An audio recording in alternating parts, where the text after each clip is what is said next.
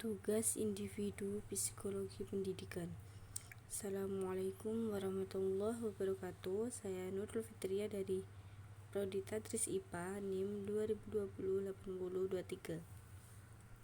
Pada kesempatan kali ini saya akan menjelaskan sedikit materi-materi yang telah dipelajari pada semester 3 psikologi pendidikan. Psikologi pendidikan merupakan cabang dari ilmu psikologi yang mengkaji berbagai problematika psikologis yang terjadi di dalam dunia pendidikan. Hasil dari kajian tersebut kemudian dirumuskan menjadi suatu konsep, teori, dan metode yang dapat digunakan untuk memecahkan berbagai problematika yang terjadi di dalam proses pembelajaran. Jadi, dapat disimpulkan bahwa psikologi pendidikan ialah suatu ilmu pengetahuan yang mempelajari tentang tingkah laku manusia selama dalam proses belajar mengajar. Tujuan psikologi pendidikan. Tujuan utama dari mempelajari psikologi pendidikan adalah agar dapat memahami karakteristik individu baik diri sendiri maupun orang lain, terlebih memahami karakteristik peserta didik. Manfaat psikologi pendidikan. Manfaat dari psikologi pendidikan yaitu memahami karakteristik peserta didik, memilih strategi dan metode pembelajaran yang tepat, dapat menciptakan suasana belajar yang kondusif, memberikan bimbingan kepada peserta didik, memberi motivasi belajar kepada peserta didik, dan mengevaluasi hasil belajar. Peranan psikologi pendidikan. Psikologis pendidikan berperan dalam mempersiapkan para guru atau calon yang profesional dan memahami terhadap individu yang lain. Psikologis pendidikan berperan dalam upaya pencegahan terhadap timbulnya masalah psikologis dan perkembangan pendidikan sebagai pedoman bagi guru pembimbing. Psikologis pendidikan sebagai upaya bantuan dalam pemecahan masalah dan dapat mempengaruhi ide dan pelaksanaan administratif dan supervisi pendidikan. Psikologis pendidikan sebagai upaya mengembangkan individu dan upaya meningkatkan kualitas pemberian layanan. Konsep belajar yang efektif adalah cara yang sesuai dengan kondisi personal pembelajaran mulai dari metodenya ataupun pengelolaan waktu belajar. Dan ada beberapa cara belajar yang efektif dan efisien di antaranya. Yang pertama, mengatur waktu belajar. Yang kedua, memilih tempat belajar. Yang ketiga, mengadakan diskusi. Dan yang terakhir, membuat kesimpulan. Dalam perkembangan peserta didik dan terdapat beberapa aspek perkembangan yang terjadi pada setiap anaknya di antaranya.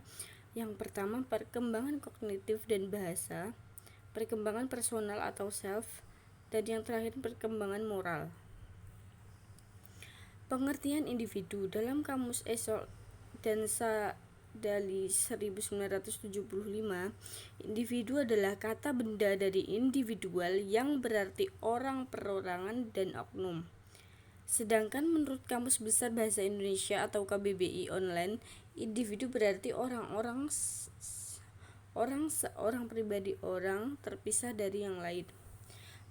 Perbedaan individu berkaitan dengan psikologi pribadi yang menjelaskan perbedaan psikologis antara orang-orang serta berbagai persamaannya. Psikologis perbedaan individu menguji dan menjelaskan bagaimana setiap orang berbeda dalam berpikir, berperasaan, dan bertindak. Macam-macam individu yaitu intelijensi, gaya belajar dan gaya berpikir, kepribadian, dan temperamen. Jenis-jenis temperamen yaitu sanguine, melankolis, kolerik, dan flegmatik. Sosiokultural. Ekonomi berkembang menjadi suatu ilmu sehingga ekonomi berarti pengetahuan yang tersusun menurut cara yang runtut dalam rangka mengatur rumah tangga. Status sosial ekonomi seseorang berpengaruh dalam kehidupan bermasyarakat, pekerjaan, bahkan pendidikan. Pendidikan multikultural. Pendidikan multikultural adalah konsep, ide atau falsafah sebagai suatu rangkaian kepercayaan atau set of belief dan penjelasan yang mengakui dan menilai pentingnya keragaman budaya dan etnis di dalam bentuk gaya hidup, pengalaman sosial, identitas pribadi, kesempatan-kesempatan pendidikan dari individu, kelompok maupun negara. Anak berkebutuhan khusus atau ABK merupakan anak yang membutuhkan penanganan istimewa dikarenakan adanya gangguan dalam pertumbuhan, perkembangan, dan kelainan yang dialami oleh anak. ABK adalah anak yang mempunyai keterbatasan fisik, psikis, dan ADHD. Gangguan fisik yaitu tunanetra atau visual impairment, yang kedua tunarungu atau hearing loss, yang ketiga gangguan kelancaran berbahasa, yang keempat tunadaksa.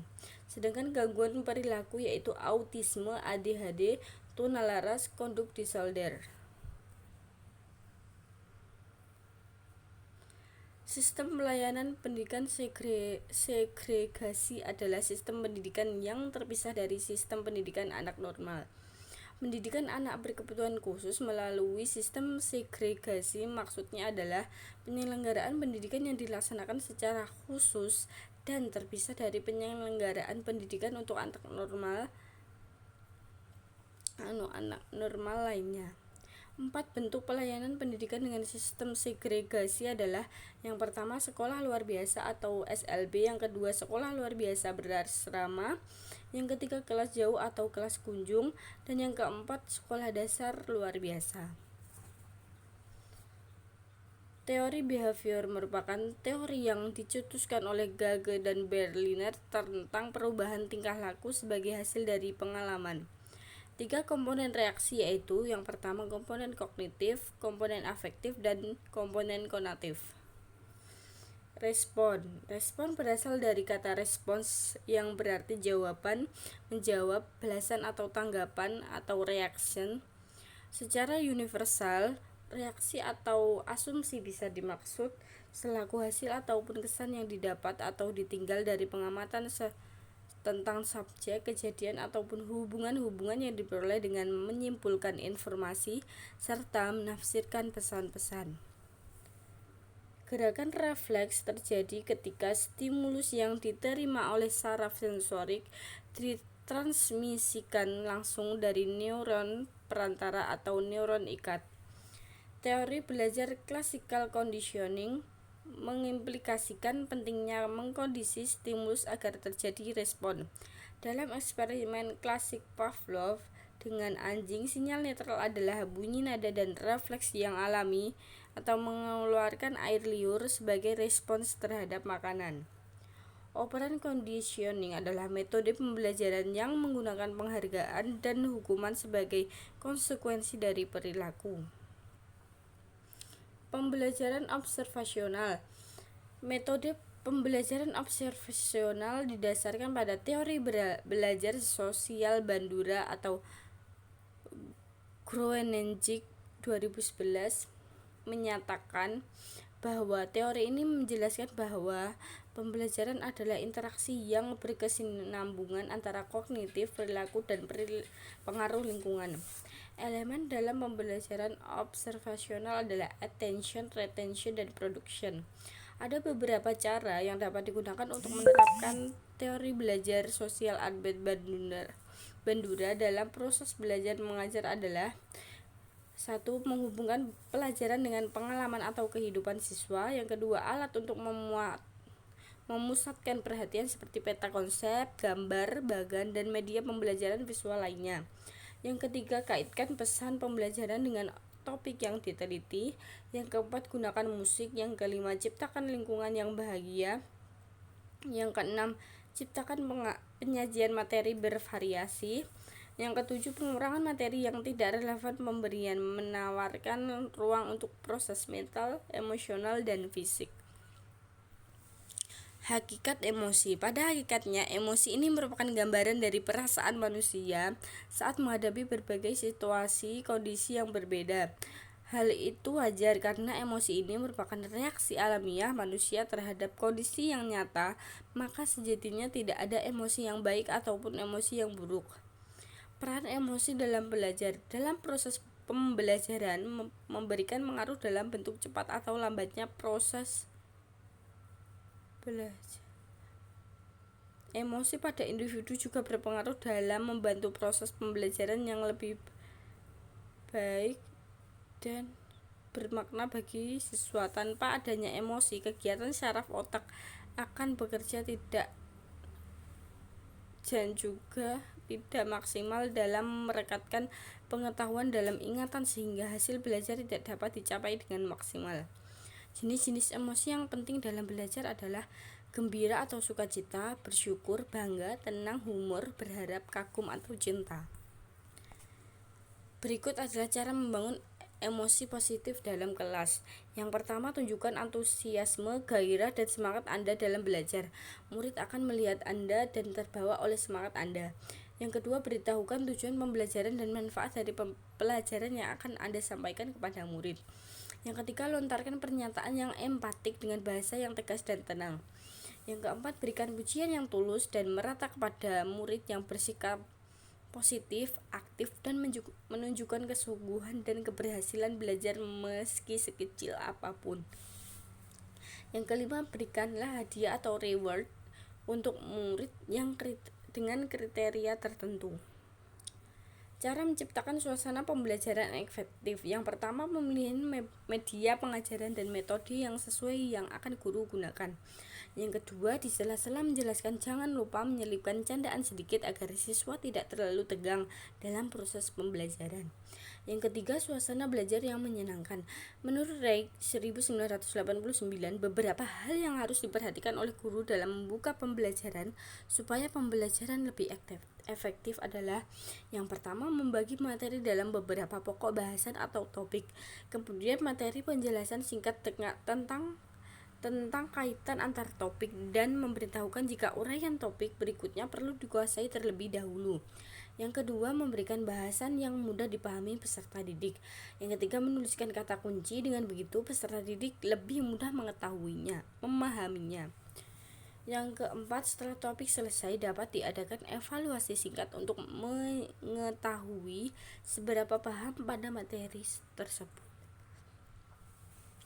Manajemen kelas adalah suatu usaha yang dilakukan guru untuk menyiapkan kondisi yang kondusif agar kegiatan belajar mengajar dapat berlangsung secara lancar. Aspek-aspek manajemen kelas yaitu diantaranya: mengecek kehadiran siswa, mengumpulkan hasil pekerjaan siswa, memeriksa dan menilai hasil pekerjaan tersebut, dan selanjutnya pendistribusian bahan dan alat, mengumpulkan informasi dari siswa, mencatat data, pemeliharaan arsip, menyampaikan materi pembelajaran, dan memberikan tugas atau pekerjaan umum. Peran waktu dalam manajemen kelas. Manajemen waktu adalah proses pengendalian waktu berdasarkan suatu rangkaian kegiatan yang telah direncanakan dan telah dipertimbangkan berdasarkan kemungkinan-kemungkinan yang kemudian harus dilakukan pengontrolan dalam prosesnya agar maksimal. Apalagi bagi seorang guru, idealnya dapat mengatur dan mengelola kelas dengan baik, termasuk menggunakan waktu yang tersedia selama kegiatan pembelajaran dengan bijak dan agar rangkaian kegiatan pembelajaran yang telah direncanakan dapat terselesaikan dengan baik. Mengatur kelas. Yang pertama, mengatur perabotan dengan cara yang mendorong interaksi siswa dan ubahlah kalau malah ternyata kontraproduktif. Yang kedua, minimalkan kemungkinan distraksi atau pengalihan perhatian. Yang ketiga, mengatur kelas sedemikian rupa sehingga kita mudah berinteraksi. Yang keempat, mengidentifikasi lokasi-lokasi yang mempermudah pemantauan perilaku.